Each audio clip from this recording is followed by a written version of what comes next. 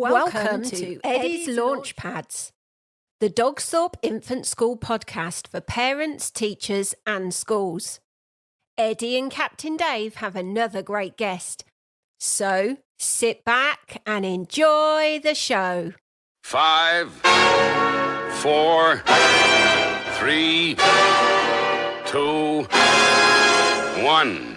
Let's go.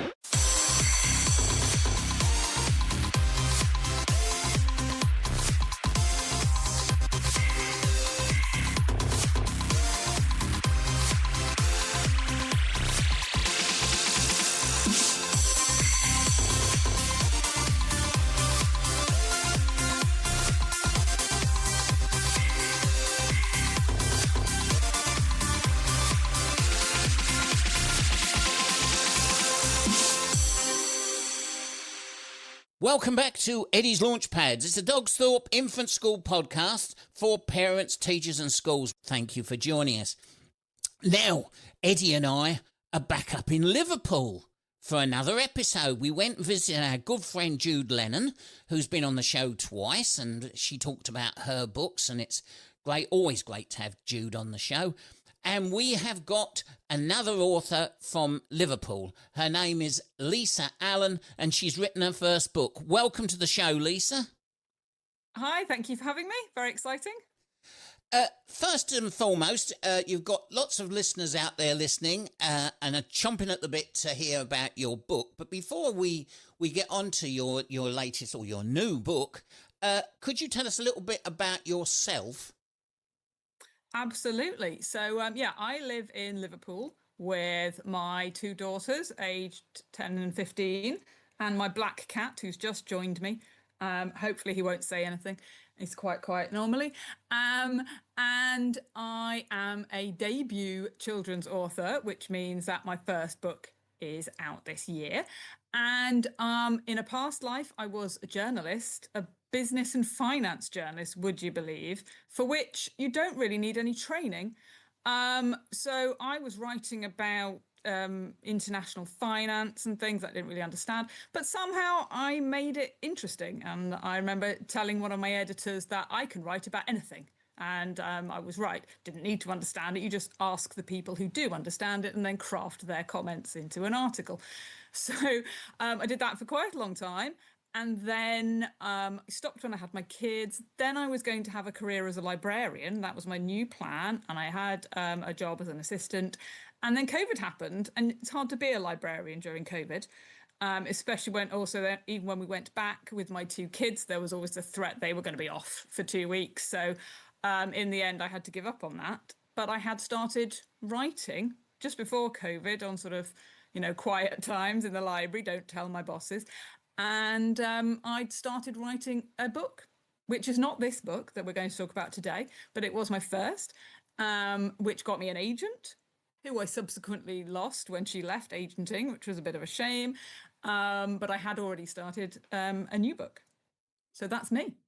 Brilliant. What inspired you to write this particular story? We'll talk about the book in a little while. But what inspired you to think, I'm going to write a children's book? Well, the first one I was writing was based in a library, that being where I was, and just looking around and imagining these creatures called library trolls they were. So that was where that inspiration from. And also because at the time, my older daughter was about 10. So I was writing for that age group because that, writing for her essentially. And it was the kind of book she was reading. And that carried on. And then looking around for something new, looking at, you're always trying to find that gap in the market, the book that's going to help you break through, trying to find a different sort of idea. And also, I discussed that with my elder daughter, and she helped me come up with the idea for it. It's always very helpful. She is now my biggest critic, which is nice. And my younger daughter, being now the right age, she's my biggest fan and will also read everything very seriously and then tell me afterwards that it was excellent and funny. So there we go. So that we'll get on to about the story in a little while. When you it's time to start writing. As you're writing your book, I can't imagine any author sitting down and write it from cover to cover. You have to keep going back to it and adding a bit and taking a bit away and things like that.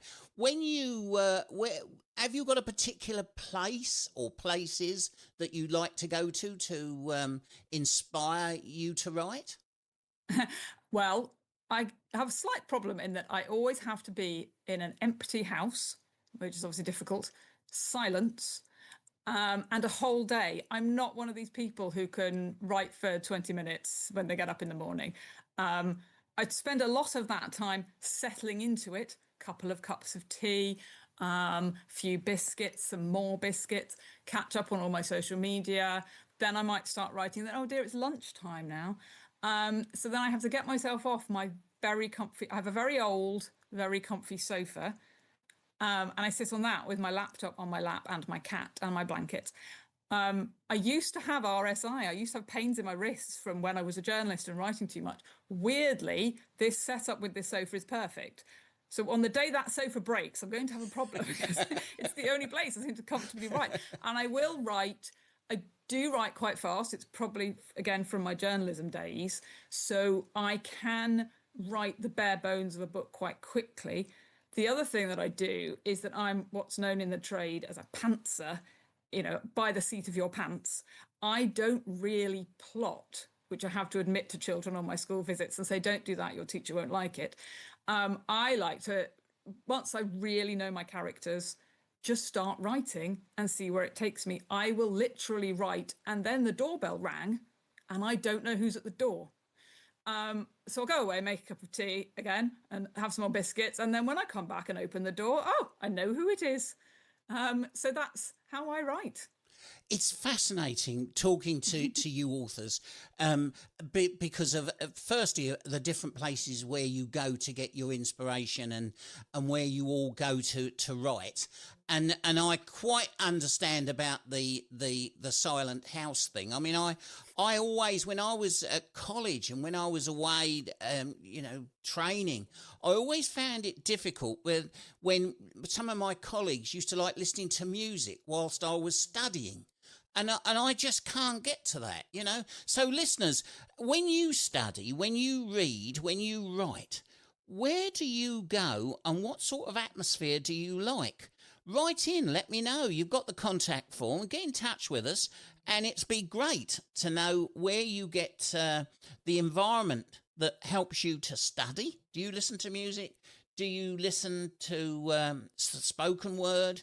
Do you like silence, like Lisa? How do you create? Because I'm always fascinated, and if you ever want to come on to the show to tell us all about it, you are more than welcome. So, Lisa, you've told us about the roughly about the book, but we don't know any of the characters yet. Let's move on to the book. Can you tell us a little bit more about it? Yes. So my book is called Undercover Angel: Crash Landing. It's the first in a trilogy about a grumpy trainee angel called Phoebe Speedwell.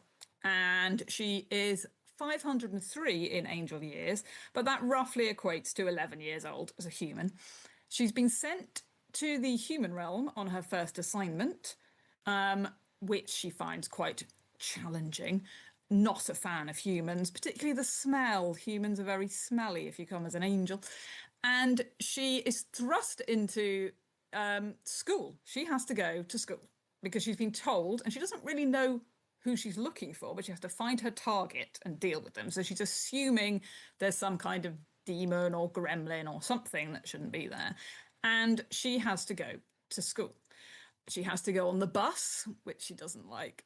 She has to wear school uniform, which she doesn't like. She has a girl who keeps following her around who's very enthusiastic called Chloe Henbane, who wants to be her BFF and keeps going on about how they're best friends. And really, Phoebe doesn't want a friend, but here we are. Here's Chloe following her around. And part of it is taking a look at what life is like in year 7. So obviously with my older daughter had been through this. And I wanted to help readers know and think about the fact that bad behaviour or sort of bullying behaviour towards you there's often an underlying reason. Don't assume that a person is evil, which is what Phoebe's looking for. There's often other things going on in people's lives. It's 99.9% nothing to do with you. And however hard it is, take a step back. And not just the bullying behavior, just the weird behavior. People are weird, aren't they?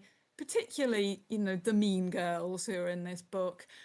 People just behave oddly, and then they behave oddly to each other. And at that age as well, when they're trying to understand themselves and, the way they act, they change the way they act every day. And it's all very confusing, particularly if you're coming into this as an angel and you don't really know what's going on. So that's my main character. Now, she has to live with somebody called Auntie. All the angels have this person they live with who is human, but she can commune with the angel realm. She's quite a character. She wears a very colourful crocheted poncho. She's very good at her crochet and her knitting, but has a slightly difficult concept of what colours go well together. And she has 13 cats, which I like to mention. Cats are very important. They become increasingly important during the trilogy. I have written book 2 or drafted book 2. And they are very cute, but you'll find that there's more to cats than meets the eye. And it's, it's a chaotic mystery comedy. I can't really write a serious book. I don't think I've got one in me. So this is my debut for 9 to 12-year-olds. And I hope people will enjoy it. Fascinating.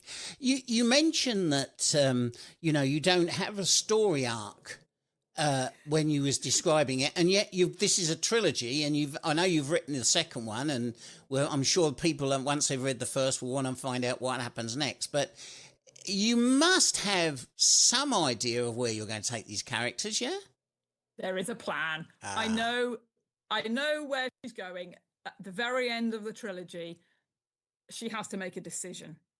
However, I don't know which route she's going to choose because I haven't got there yet. And she hasn't decided because it does depend on various things that happen. So I do have, yes, an overall story arc for the whole trilogy.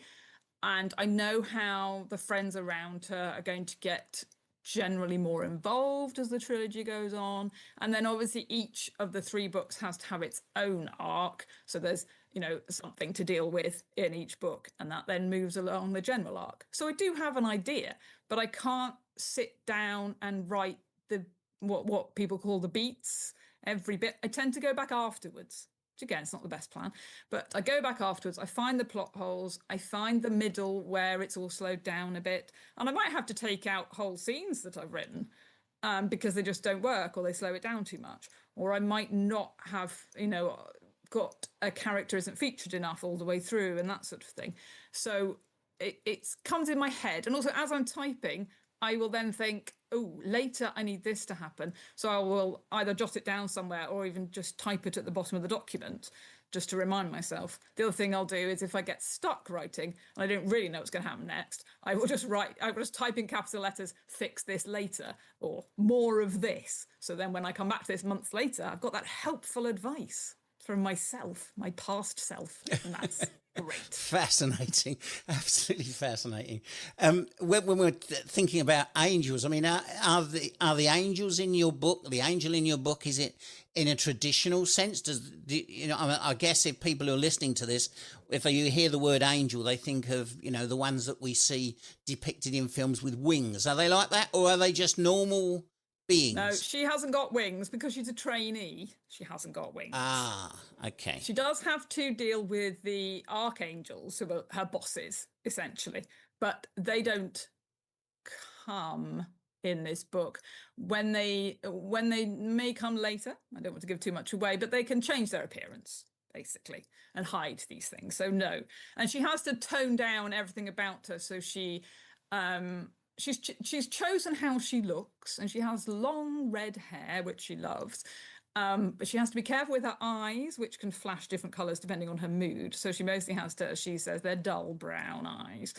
And she has to be very careful not to sing, because you can imagine angels have angelic voices, which would just stun everybody. So she has to try very hard to fit in. and be normal, although as Auntie points out, being normal is boring, so why would you want to do that anyway? So it sounds like she's a bit like Clarence in It's a Wonderful Life. Those of you who've seen that old Christmas movie, he's trying to get his wings. Clarence is trying to get his wings. I'm glad in a way that your angel is like that, because for me personally, I always feel that if I ever met an angel, I probably wouldn't know it's an angel. You know, if it's an angel of the say, you know, whether you think it's a guardian angel who's watching over me, if he's there to say, Dave, don't go out onto the road at the minute, there's a car coming, you know, I wouldn't necessarily think, oh, that's an angel. And actually, as I think it's in the Christian's book, the Holy Bible, it says that people have entertained angels and not even realised, which suggests that maybe they're not like these archangels of, you know, all singing, all dancing, all flying, wonderful beings, that they're actually people who are like us. And it sounds like the character in your book is very much, the coloured eyes maybe, but are very much like us. And I like that. Well, also, you wouldn't know that because she's not very angelic in her behaviour and her view, because she really doesn't like people. No. And then people, you know, the suggestion she should make human friends, and she's like, well, I don't really want any friends, which is obviously something that develops. And her attitude to everything, it is particularly the smells, which I think is an underused sense in books, because, you know, we are surrounded by smells all the time. And her destiny is to be a disease angel, which she finds really disgusting. So one of her missions, from her point of view, is she wants to ask if she can change and be a love angel. But, well, that's hard to do, as she keeps being reminded. It is your destiny to be a disease angel and deal with pus and snot and other such human things. So, yes, you wouldn't know she was an angel at all. Wow. Well, it's fascinating. Listeners, do you believe in angels? If you do, what do your angels think when you think of an angel? What do they look like? Write in, tell us, let us know. We're always fascinated to what our listeners are thinking and what they believe in, and let us know. It's very, very important. And it sounds like this is the sort of book that you want to get for your child in your family, or if you run a library, a school library. Think about this book. Now, by the time this goes out, it's not out at the moment, but by the time it goes out, it will be for sale. Where can people buy your book?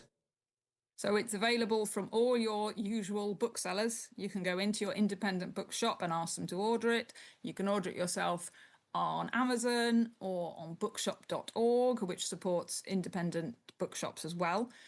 You can go into your local library and ask them to order it, because it's in all the usual places. And you can visit my website, which is lisajallen.com. And I think I've got a link on there to bookshop.org. But as I say, if you just search Undercover Angel Crash Landing Lisa J. Allen, you will find it and be able to order it. Well, there we are, folks. There it is. Don't worry if you missed the details. Go into the text, double click on this podcast that you're listening to, and the text will open up, and you'll be able to one click away from Lisa and her fantastic new book. And I'm sure once you've read this one, you'll want to know what happens next, and you'll want part two. Fascinating subject, and it sounds like fascinating characters. I certainly am going to get a book when it's available. I'm going to get it and find out what happens next. Fascinating. Lisa, there's no point me asking you what's next, because you're already working on part 3, I should imagine. I am. So I've sent off part 2 to my publisher, Tiny Tree, and I need to write book 3 now, which I'm quite keen to do, because I'd quite like to move on now. As much as I love Phoebe and her attitude to the world, I have to think about, what shall I write next? And I've got various ideas and a few drafts knocking around of other things that I've written. So have to wait and see. In the meantime, I've got to get out and keep marketing and talking about my Undercover Angel. I do school visits locally, and there are details about that on my website as well. and podcasts like this, and a book launch and an online launch, and as much social media as I can, which is really the best way to get to people these days, because it's such a busy market, children's books. So that's what I'm doing, and also I think I'd better have a break for the summer and relax a bit. Absolutely. Well, we're all hoping to do that when we get there. Undercover Angel, folks, get it on. Go on to our podcast text, and if you missed any details, and you can get hold of Lisa's book. Get it now. Lisa, thank you for your time. When you do get your next book out, come back on the Launchpad and tell us a little bit about it, even if it's part 2. I'm sure they'll be fascinated to know, our listeners will be fascinated to know the next one's out. Hopefully they'll follow you and they'll keep in touch with you, so they'll know it's coming out. But keep in touch with us. We've got new listeners joining us all the time. Come back on the Launchpad again, because you've been a fantastic guest, and thank you for your time today. Definitely. Thank you very much. You have been listening to the Dogsthorpe Infant School podcast. Join Captain Dave and his co-pilot Eddie Edster, the well-being dog, on another Launchpad soon. Until then, always remember to be kind, be respectful, and most of all, dream, believe, and shine.